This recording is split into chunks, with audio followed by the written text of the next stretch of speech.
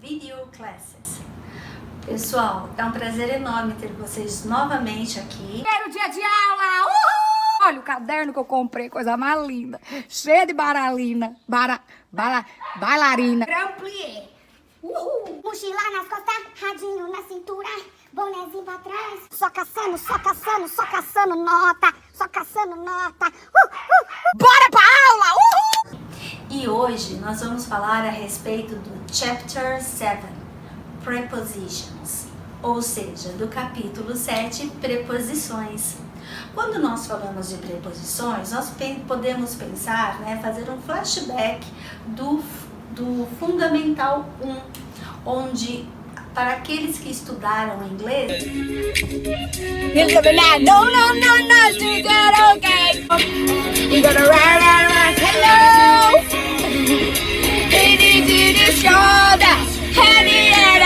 sou muito bilíngue! já chegaram a ver algumas preposições, pelo menos as preposições mais corriqueiras.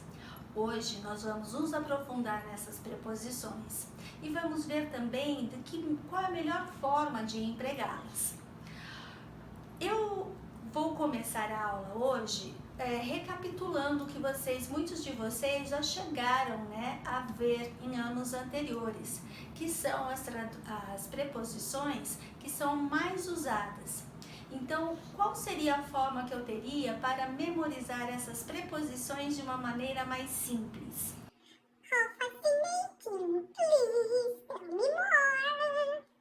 Então, vamos lá. Para isso, eu vou utilizar as minhas mãos e o movimento e a posição das minhas mãos vão indicar as suas traduções, respectivas traduções. Então, eu tenho aqui in, dentro, on, sobre, under, embaixo, in front of, em frente, behind, atrás, next to, próximo, e between, entre, mais duas coisas. Mas Ceci, se eu quiser falar entre várias coisas? Bom, entre várias coisas, pessoal, eu vou simplesmente utilizar a preposição among.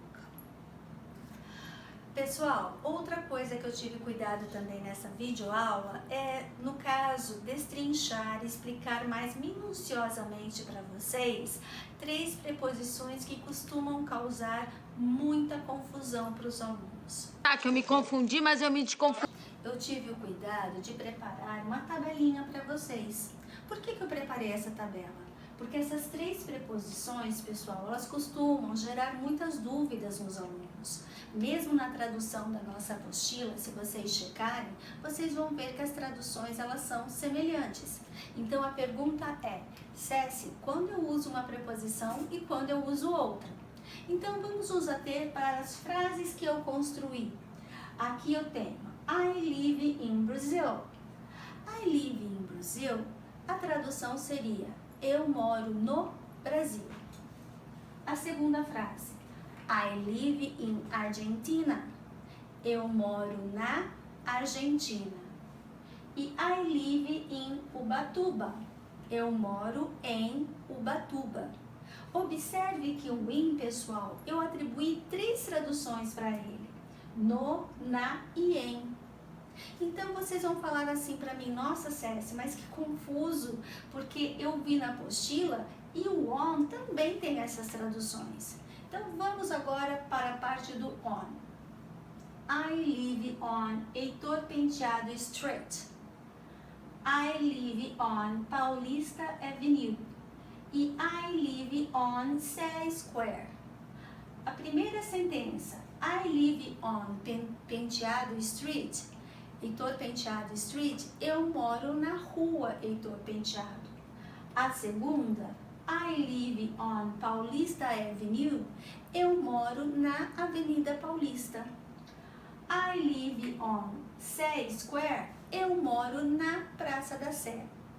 Aí vocês podem falar assim, ok, Ceci, você usou no, na, no caso, e como que eu vou atribuir essas preposições? Como que eu vou utilizá-las? Se vocês notarem, pessoal, eu acabei usando algumas palavrinhas que determinaram, olha aqui, ó, Square, Avenue, Street, o que eles determinaram? Uma referência para mim. Essas referências, pessoal, que faz com que eu use o on. Toda vez que você tiver uma referência na frase, você vai utilizar o on. Por exemplo, se eu falar assim para vocês, I live on Dr. Zanaga, João Zanaga.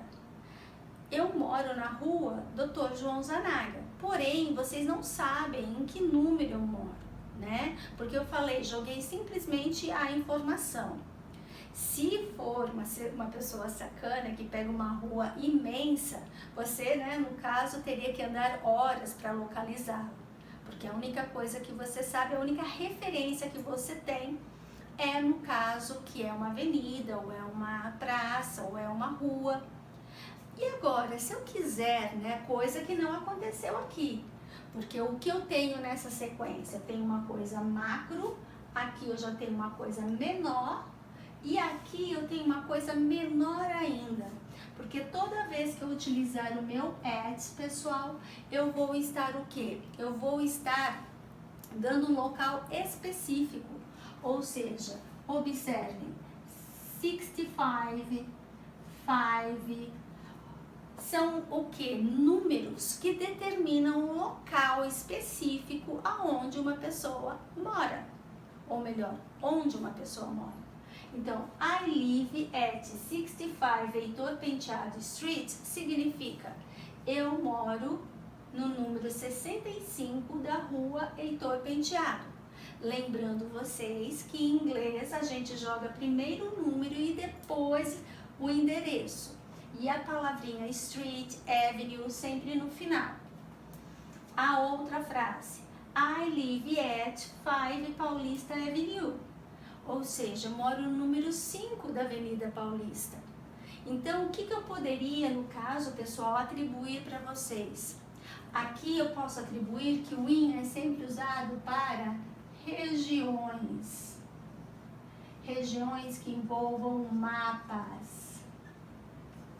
Ou seja, país, cidade, estado. Eu vou sempre utilizar o in. O on eu vou usar sempre que eu tiver uma referência para dar, ok?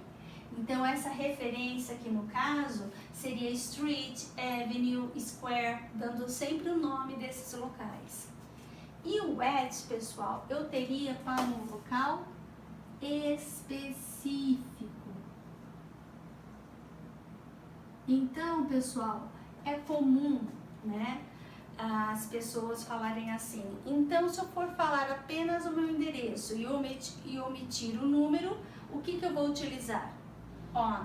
Se eu for dar o meu endereço, mas incluindo o número, eu vou utilizar o at. E Cécia, por que você não falou do in? Porque o in, pessoal, não gera tanta confusão.